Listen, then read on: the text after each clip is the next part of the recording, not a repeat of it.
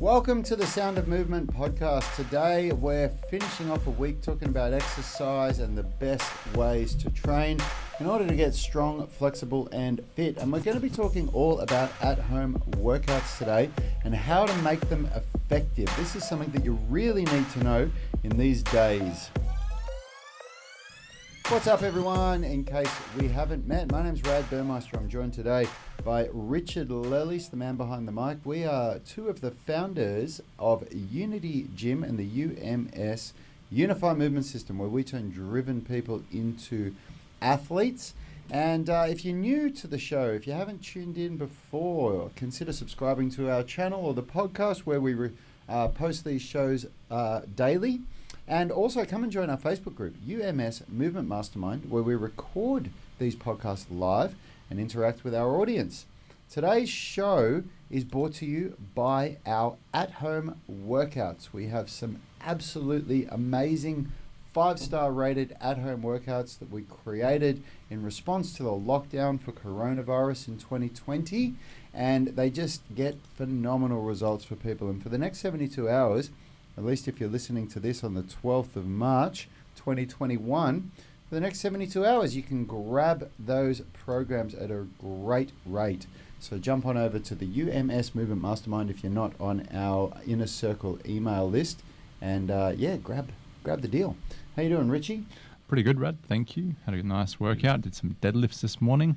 Quite satisfied with my effort. Yep.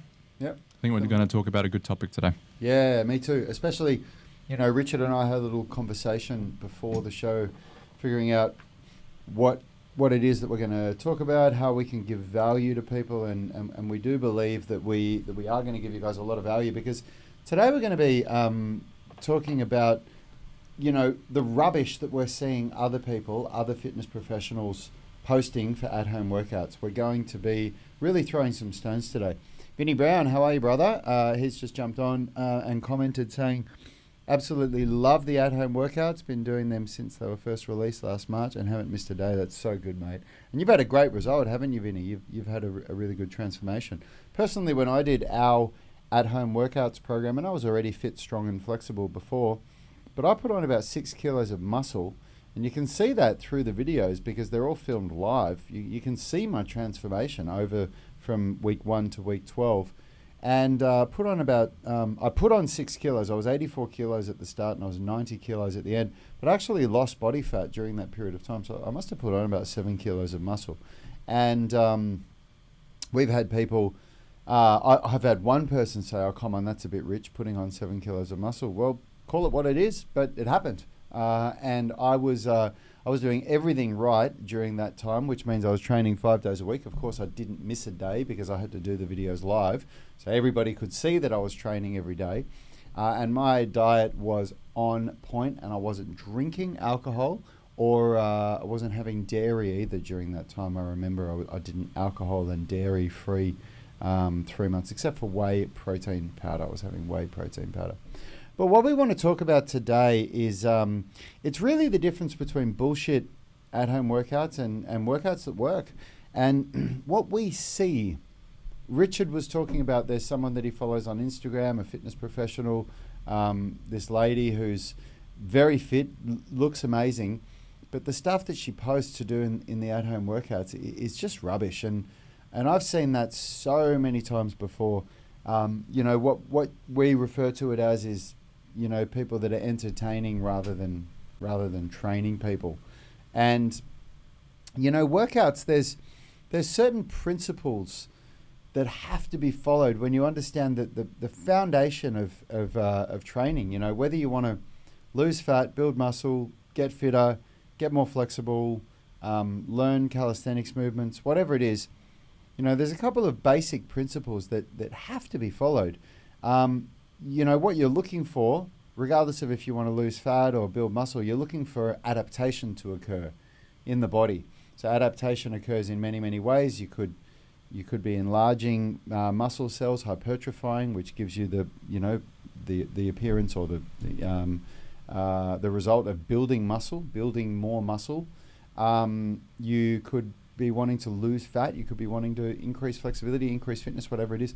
All of those things are an adaptation process that happens in the body. And, there's ways that have been proven through decades of good sports science research, like just so many different studies and then deployed by strength coaches, personal trainers, physical trainers, whatever, for decades, and they work. And, you need to, even though you're not at the gym and you're doing workouts that use no equipment, you still need to follow these principles. You can't just throw it out the window and think that if you're doing workouts that are really designed to entertain you, that you're going to achieve adaptation.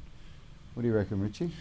Yeah, I think there's a lot of misinformation in the fitness industry, whether you're looking down nutrition or exercise, and you've got this like little niche where people go to find out how to train, look at people that know more than them. And unfortunately, there's a lot of these people out there that are just sort of promoting entertainment and not the most effective way of doing it. And, I think it's driven a lot by what's going to bring them money in, what's effective with money rather than what's actually getting people results. And I think also people have gotten confused with what actually is an effective workout. I think people interpret an effective workout by how it makes them feel at the time in the workout, or just how exciting or stimulating mentally workouts can be. And unfortunately, sometimes the most effective workouts are the boring ones. Yeah. Ones that take advantage of basic overload principles, the variables like time under tension, reps, sets, the tempo, how much rest you have between. Like those are all variables that really make an effective workout.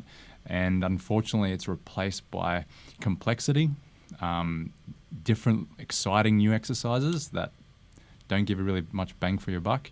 That are more mentally stimulating. It's unfortunate, really. Yeah, and I think, as the punter, as the person who's searching for the answers on YouTube or Instagram or whatever, you don't realize what, as a content creator, what drives you to create content. And, when you're a content creator and this becomes your job and you make, like us, this is how you make your money from selling programs and from doing this online coaching thing, you have to keep selling programs. If you stop selling programs, you don't have an income, and then you've got to go and get another job.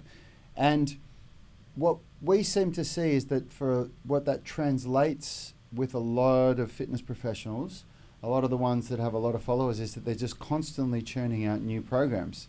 And the only way that you can sell something is to make it different from the thing that you've sold before. Like, how are you going to sell the same person the same thing? You have to create something different for them and make them believe that that is the next best thing. And you do that for long enough and you start peddling shit. It's just shit that is coming out. Yeah. And that's what we're talking about. That's what we're seeing a lot of.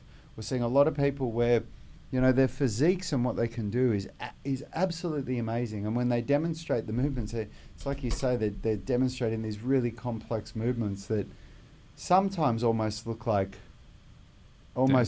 dance moves or acrobatics or breakdancing or something almost, because of the way they're doing these push-ups with a flip in it.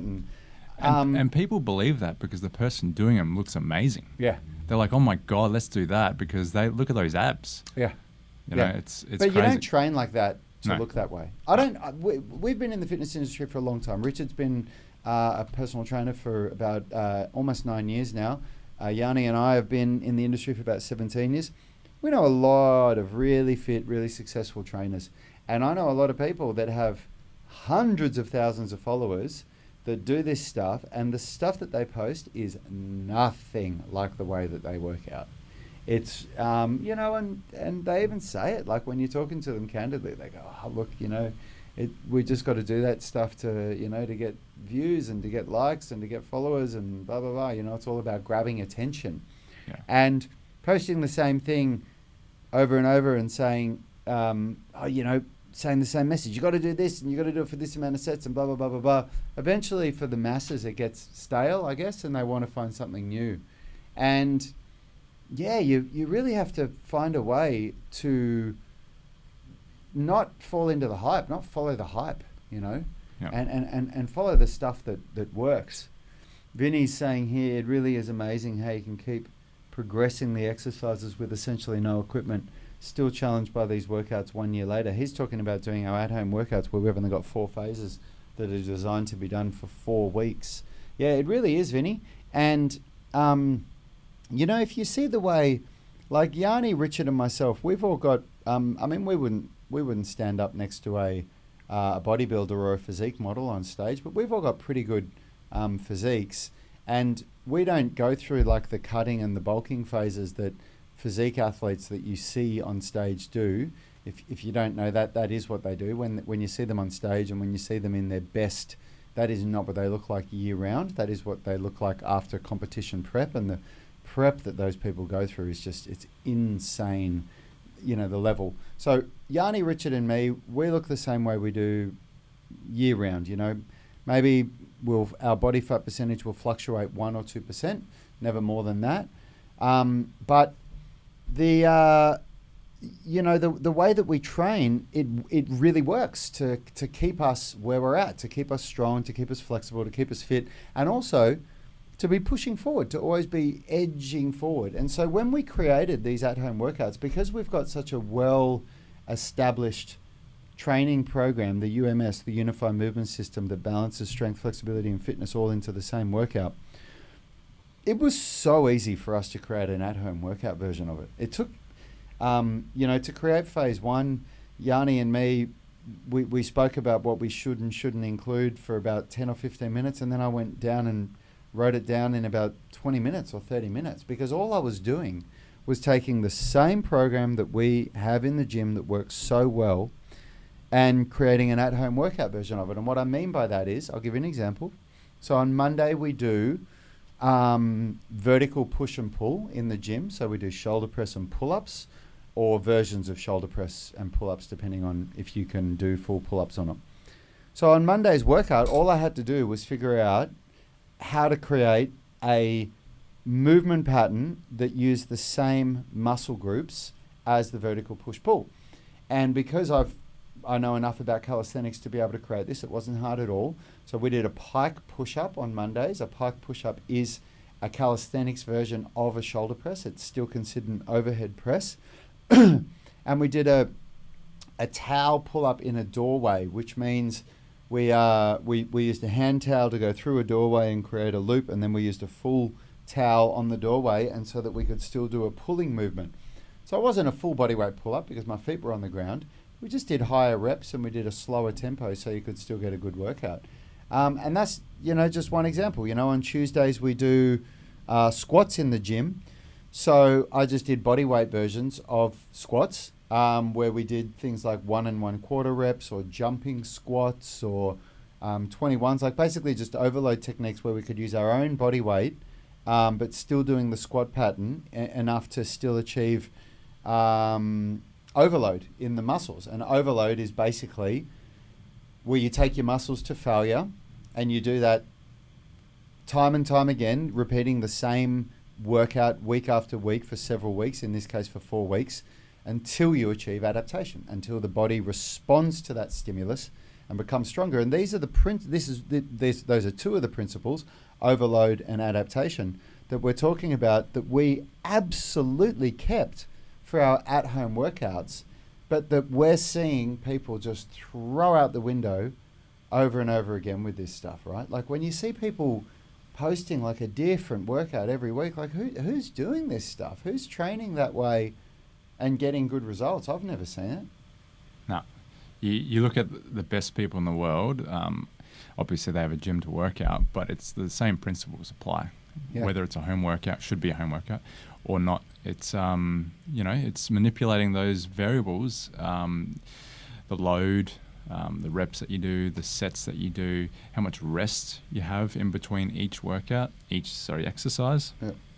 It comes down to that. Yeah. Not changing the exercise every bloody week. Yeah. Yeah. Or every bloody day. Yeah, Vinny's saying I actually now do them in 5-week cycles, with week 5 being deload. That's awesome, Vinny. That's really, really good. That's a way to progress the workouts for yourself to make it harder, because you're only deloading every 5th week instead of every 4th week. So there's more weeks out of the year where you're pushing yourself at a more challenging pace. And you're in the UK, right? That's why you guys are still in lockdown and you still can't get to a gym. Is that right, Vinny?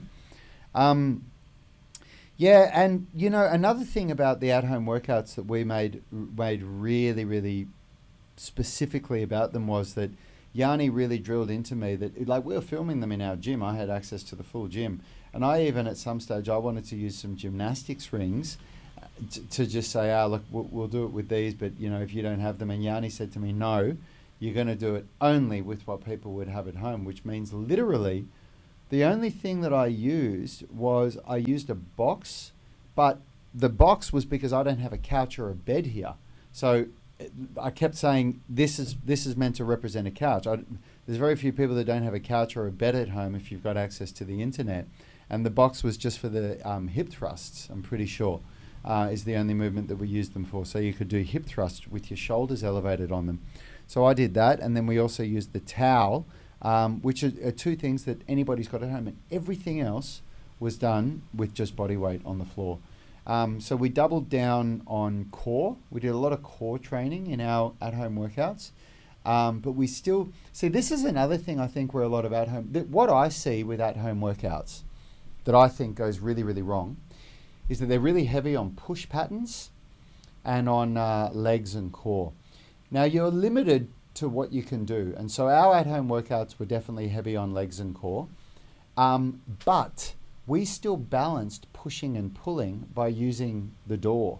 And if you don't, by using the towel through the door, if you don't balance pushing and pulling in your workouts, my God, are you going to come into trouble? I mean, imagine if all you did, 5 days a week were workouts that just did calisthenics, because that's essentially what you're doing when you do at-home workouts. You're doing calisthenics stuff, body weight. Imagine you were doing that for 6 months where you did no pulling, and all you were doing was all that pushing, all those push-ups and different variations of. That's really. Yeah, you're really creating an unbalanced body, aren't you? Yeah. Through the shoulders, that's not what you want. No. And if you're looking at a fitness professional that has a balanced body, that has good posture, good muscle tone through their shoulders and their back and their chest, they're not just doing the workouts that they're showing you where it's just on the floor and all they're doing are the push-ups and the squats and lunges and abs and all of that. Yeah. The other thing that really gets my gets a bee in my bonnet is the core exercises that you see people doing for the at-home workouts, like the variations that they do, man. Oh my God. Yeah, too complex. Oh man, I've never seen those things before. I'd never do them. Yeah. Like what Richard means by complex is it's having these exercise selections that are so hard for you to do. So on the complexity scale, the more challenging a movement gets, the more complex we call it, where it actually starts to become the limiting factor to prevent you from getting better is coordination.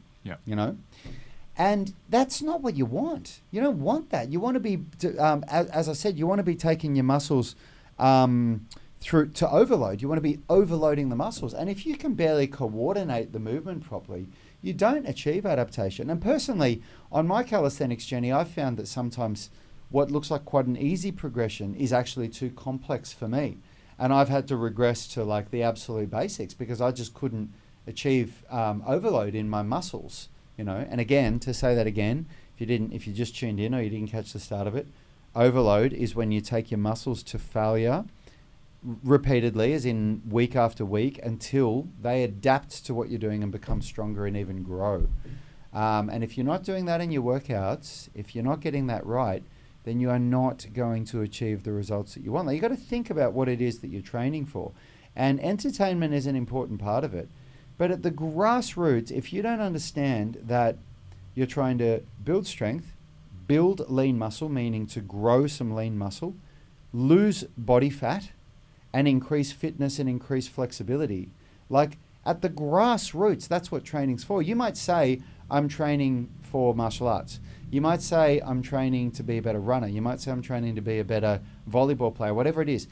Those things, becoming stronger, building some lean muscle, maybe even if it's only 2 kilos or something, losing body fat, becoming fitter and becoming more flexible. If you improve those 5 things, anything that you do is going to be easier. You're going to be better at it. And if you're training because you want a better physique, then mark my words, that's what you want to achieve. You want to see improvements in those things. Would you agree? Yeah, 100%. Yeah. And you've got to be smart about this stuff, because I'm going to answer that question in a sec, Vinny, because it's a good question.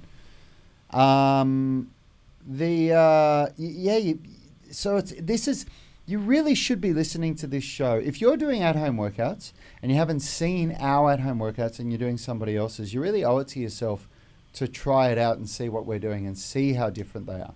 Because I have never seen any at-home workouts that follow real programming principles to get good results like what we did.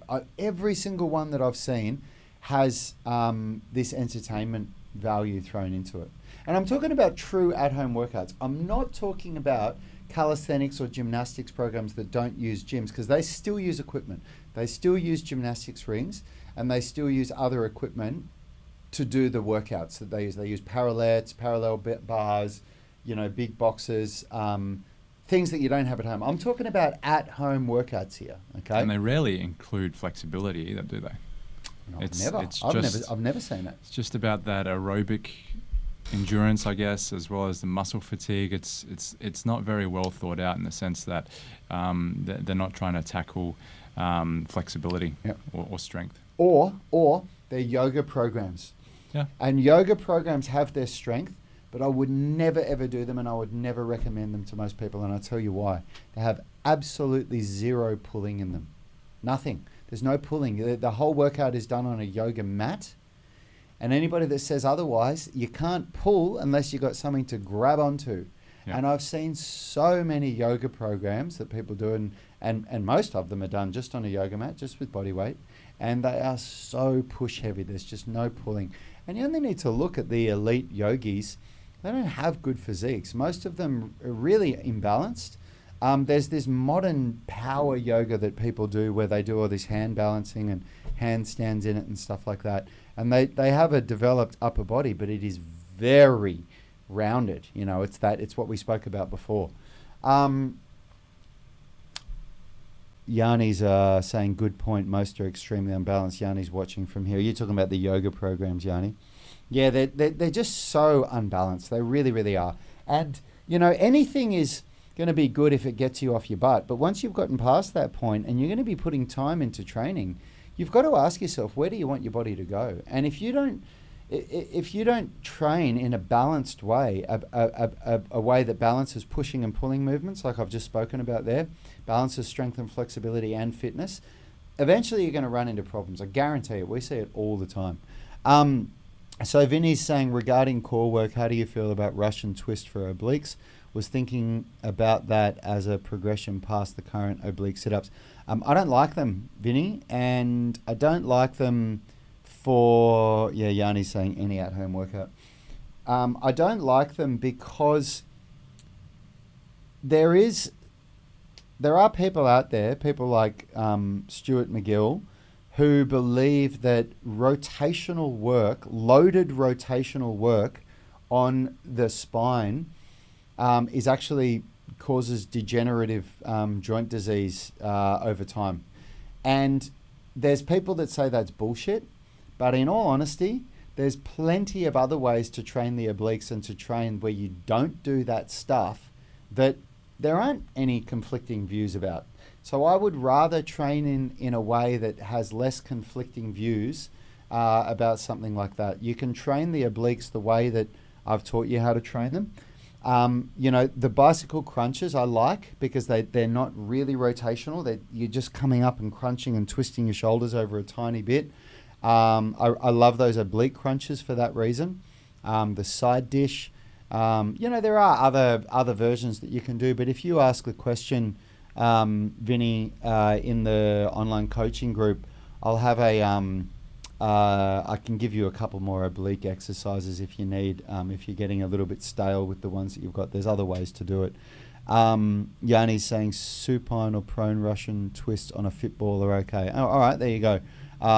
So it has to be on a fitball, Yanni? Is that what you're saying? On a fitball? And if you don't know what they are, that's where your shoulders are on the fitball and your hips are elevated in a bridge position, and you hold your hands out in front of you and you basically rotate from side to side. And I think the reason why they're okay, why Yanni's saying that, is because of the way that it uses your muscle slings. So you're really activating your glutes, your hamstrings, your calves, a lot of muscles that work synergistically to create the movement that don't happen in other rotational work core exercises. I think that's what Yanni means there. But listen, guys, if you're training at home, if you're still in this lockdown period, or even if you're not, if you just want to know how to be able to train effectively without a gym, because people go away all the time. I mean, we've got members that go away from Unity Gym all the time and they say, what should I do? And this is the answer. Do the at-home workouts. There are so many reasons why they are the best at-home workouts that I've ever seen and ever done. Number one, they deliver the best results that I've ever experienced.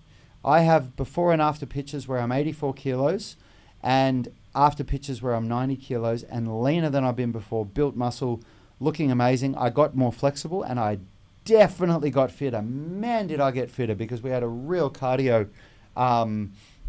element to it. So that's the first reason, results. They get results.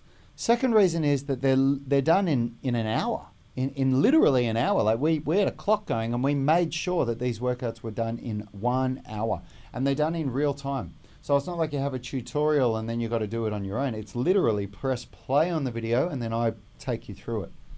Number three is that they balance strength, flexibility and fitness in every workout. So you don't need to do your at-home workout and then also do a stretching session if you want to get flexible.